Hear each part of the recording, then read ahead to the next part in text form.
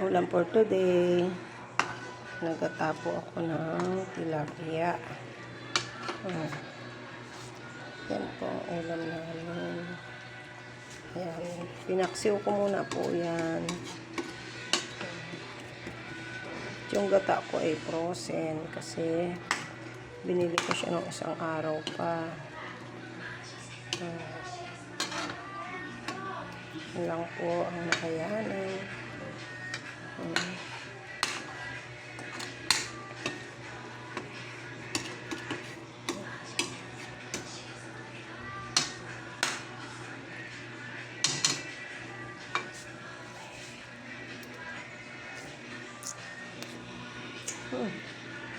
So yummy.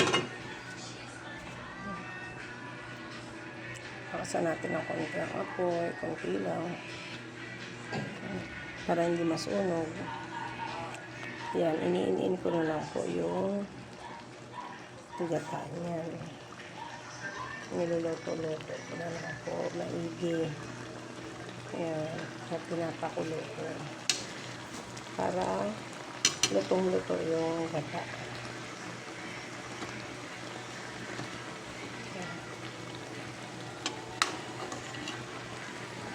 Kailangan po lutuin na maigi ang gata.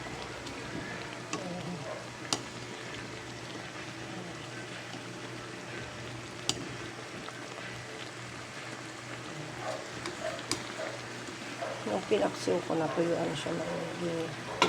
Kaya yan. Yan, kainan na naman. Yan po ang aming lunch for today. Simpleng ulam lang, gata lang. Yan. Para maiba naman, hindi laging prito. Yan, paminsan-minsan. Sasabawan ng ulam. Minsan naman, gata-gata lang. Ano po.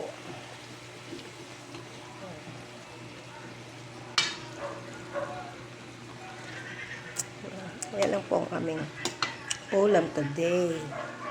Ang ginataang tilapia. Thank you for watching, guys. Salamat sa mga sumusuporta. Yan, lagi nagla-likes diyan. Thank you so much po. And don't forget, share and comments. Bye-bye.